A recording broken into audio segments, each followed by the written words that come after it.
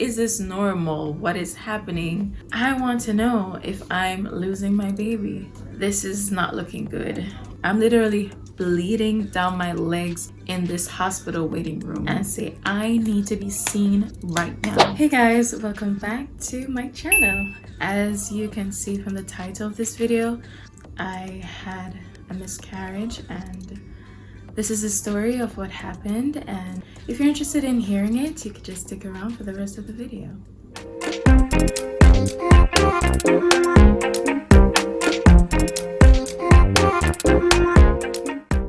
Okay, so for those who don't know the history, before my miscarriage, I had a stillbirth. So that was January of 2019, and then my miscarriage happened in October of the same year. So after I lost my son in January, it was a very rough period. And I went back to my usual life. I was going to university at that time. So for majority of the week, I'd be in Kingston, and then on weekends, I would come back home to my husband. So that was kind of like my schedule during that time. So I had to go right back into school. I had to be a normally functioning person during that time, and it was just so hard. But I powered through, and the year was coming to a close, and I don't know if it's intuition or I don't know, I'm just so in tune with my body. I just knew that something felt different. This was September going into October, and I just felt, and I knew it in my bones, that I was pregnant again. And I kind of didn't want to hope too much. I didn't want to get too excited, but I'm like, I know this. I even went to the pharmacy to buy a pregnancy test. I already knew it, but I bought it the evening. I wanted to wait until the morning when the HCG level is higher, when it's more concentrated.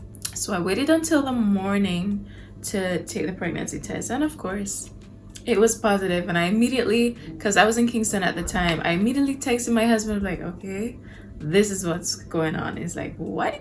Maybe this will be our special time now. This will be God giving us back the child that we lost. Not really like replacing him, but just giving us another blessing, to embrace. I was like, God, you're coming through for us finally, because I've been so depressed all year, and this is a ray of hope, the little light at the end of the tunnel that I needed. So I was like, yes, God.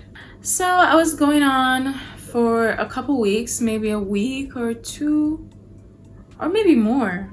I was just going on, being careful, trying to take my vitamins, ensuring that I stay healthy during this time, because I don't want any mishaps. Because with the first pregnancy, it was still a mystery, even to this day. Even after the autopsy, they still can't find out what happened to make me lose the first child.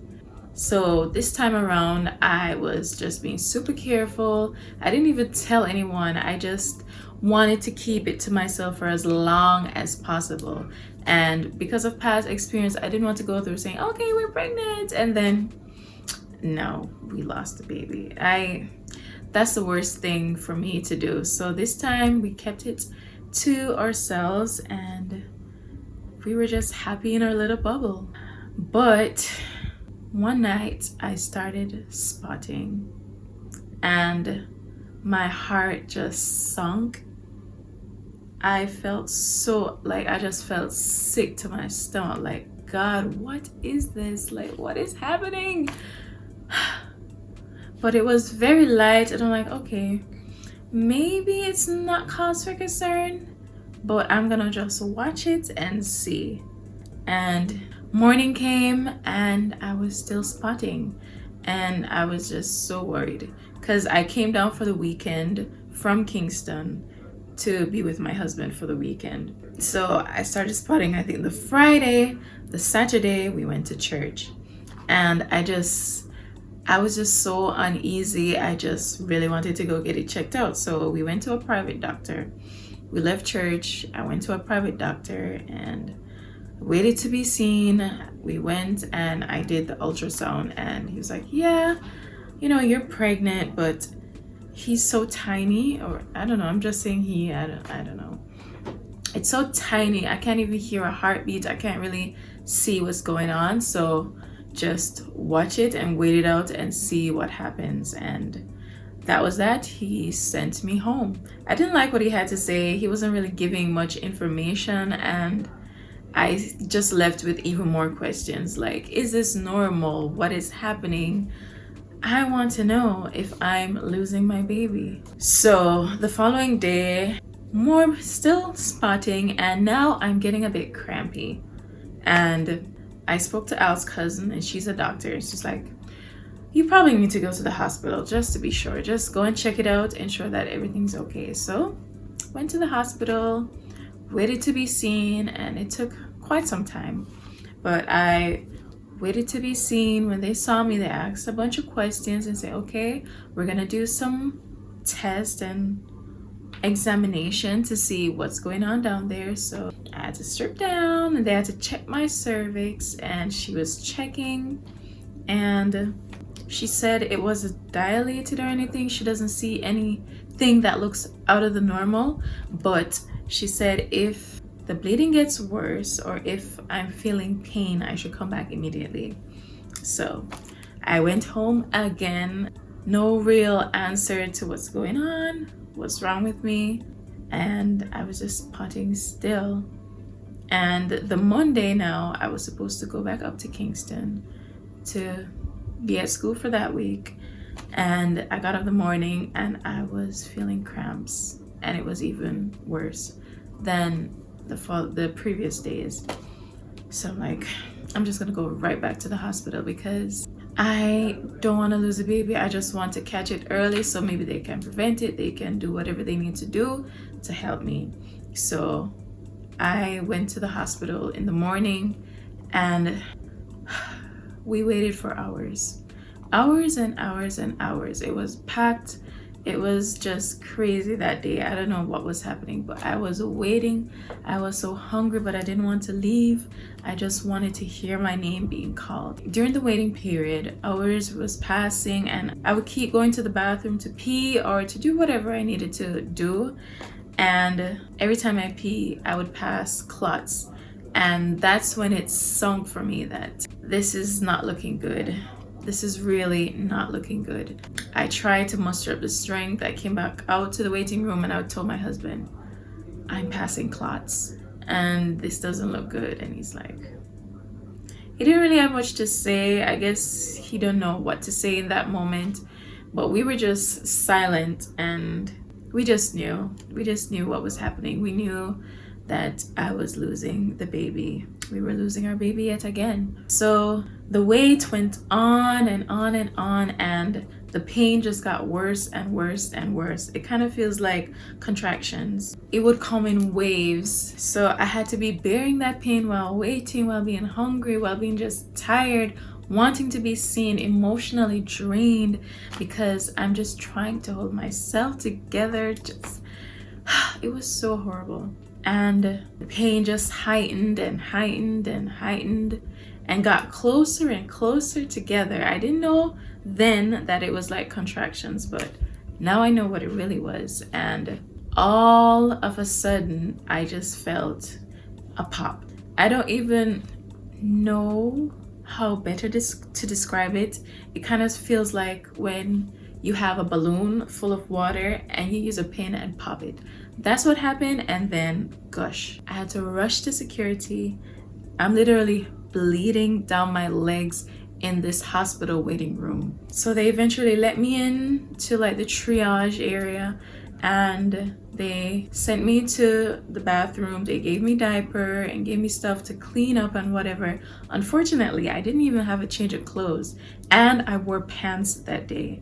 I wish I wore a dress, but I wore pants that day, and luckily it was a black pants, as you would see the bright red stain running down my legs. I was in black, thankfully, and I had to put on a diaper. I still had to wait a bit before they put the IV thing inside my hand. They didn't even put on the drip, And even at some part later on, they were just like headless chicken. Like, you didn't give her the IV, you didn't put her on the drip yet, you didn't do this yet. Like, I was just so miserable during that time. I was bawling my eyes out.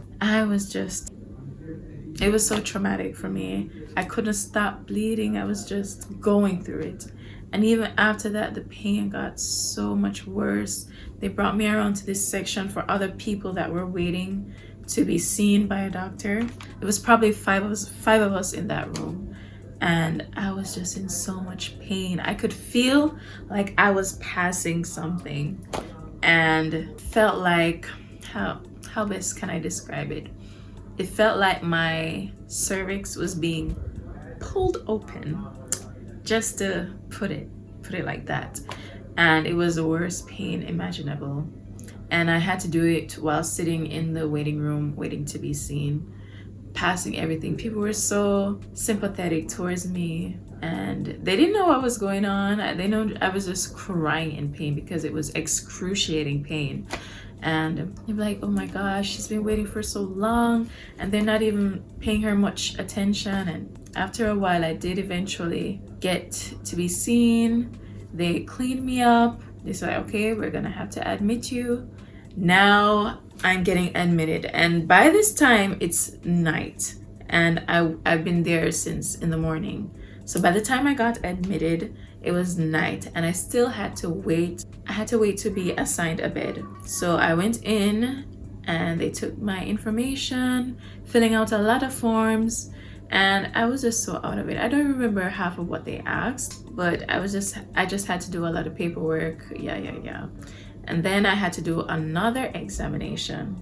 That lady was so rough, because she had to use oh my god, I'm forgetting what it's called. That thing that they use to open up so they can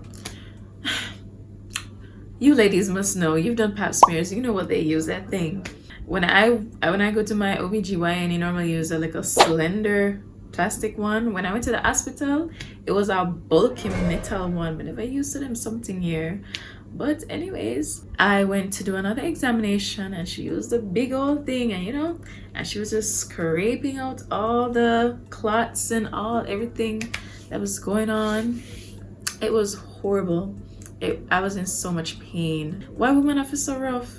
Jeez. And eventually I got admitted. I spent the night there. So the day after, I had to do an ultrasound. So I did the ultrasound, and they were like, unfortunately, you didn't pass everything, so you're gonna have to go into surgery.